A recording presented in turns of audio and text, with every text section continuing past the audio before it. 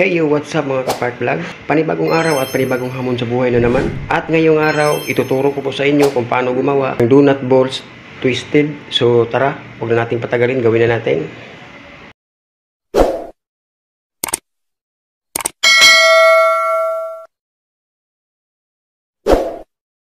So yan ang mga ingredients natin gagamitin mga idol. Harina natin first class 1 kilo, asukal natin 200 grams, margarine 100 grams, salt 1 teaspoon, baking 2 teaspoon, oil half cup, tubig 1½ cup.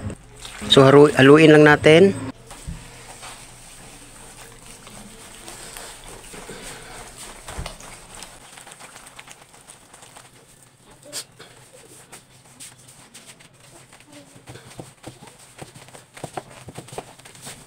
So ayan mga idol, lagyan natin ng mantika para ka lang nagmasa ng pandesal.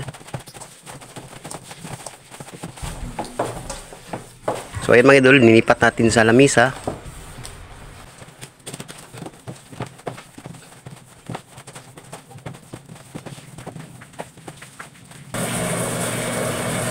So ayan mga idol, kapag ganito ng texture, pwede na to. So i-flat lang natin sa lamisa gamit ang ating rolling pin. Ipanipis lang natin.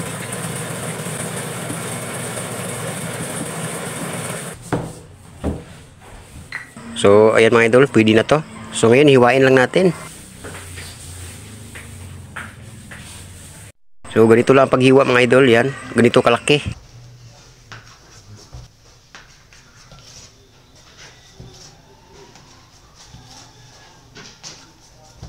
Tapos ganito din mga idol, ayan.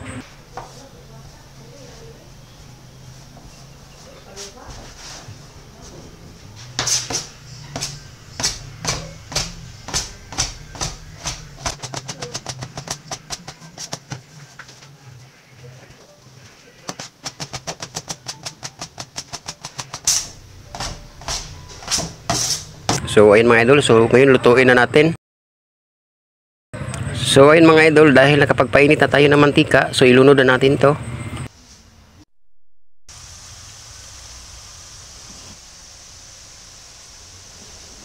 So tapos ihalo-halo lang natin. So ayun mga idol, ganito kapula, pwede na to siya. So luto na, hainin na natin. Ayan po siya. So ayun mga idol, palamigin na natin at lutuin na natin ang ating pang-icing. So ayan po ang ating pang-icing mga idol. So asukal natin 1 cup, tubig half cup. So lutuin na natin to sa mahinang apoy para hindi masunog yung gilid. So ayan mga idol, kapag ganito na siya kalapot, so pwede na to. So hainin na natin at mag-icing na tayo. Ilagay natin ng dandahan. Tapos halu-haluin hanggang sa matuyo siya.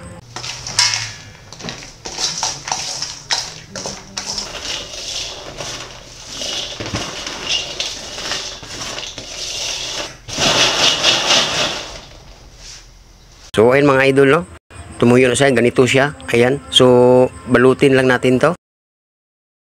So ayun mga idol, nabalot na natin at ito ang ating finished products. So sana'y nagustuhan nyo ang video na ito. Kung nagustuhan nyo, lagyan nyo lang ng isang like at pakishare na din. At hanggang dito na lang. God bless sa ating lahat and happy baking.